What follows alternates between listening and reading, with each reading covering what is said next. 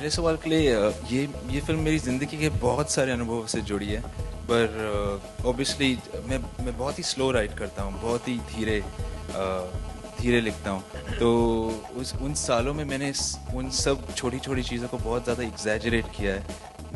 करण की तरह मुझे भी कभी कोई लंच बॉक्स नहीं आया है, मगर और आपके दूसरे सवाल के बारे में हमारी यही कोशिश रही थी, जब मैं इरफान निम्रत बात करते थे इसके बारे में, और जब मैं लिख रहा भी था, कि यही कोशिश थी कि ये फिल्म आपके अंदर ख़त्म होनी चाहिए, कि आप थिएटर में देखें और फिर जब आप बाहर जाएं और फिर आप अपनी लाइफ को इस फिल्म में लाएं, और अगर आप ऑप्टिमिस्ट हैं तो आप सोचें कि ये मिलेंगे, अगर आप पेसिमिस्ट हैं तो आप सोचें नहीं मिलेंगे। तो यही हमारी कोशिश थी। Yes, they have. They're not only doing publicity, but releasing it in India and taking it all the way around the world with us. No, we're not really looking at a dub as far as the Indian release is concerned at all, because we believe that it's quite a universal film.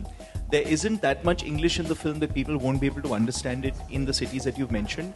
And we want to give it a very wide release, because the idea really with this film is that we don't believe that it should be restricted by the nature of the film. It should go as wide as the nature of the emotion, which is really very, very universal. I don't think, we in our minds need to restrict how wide this film can go and what the scope of it could be.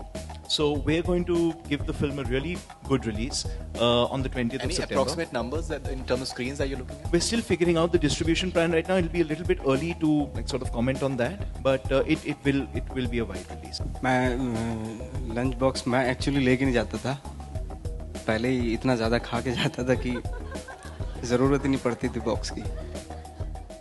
तो मेरे लिए lunch box का इतना ज़्यादा experience नहीं है। हाँ, निम्रत के बारे में मैंने सुना है कि काफ़ी अच्छा, ये बचपन में भी इसी तरह की हरकतें करती थी जो फिल्म में कर रही थी। जी, मैं एक्चुअली अपने लंच बॉक्स को लेके बहुत पॉजेसिव थी। मैं कभी शेयर नहीं करती थी।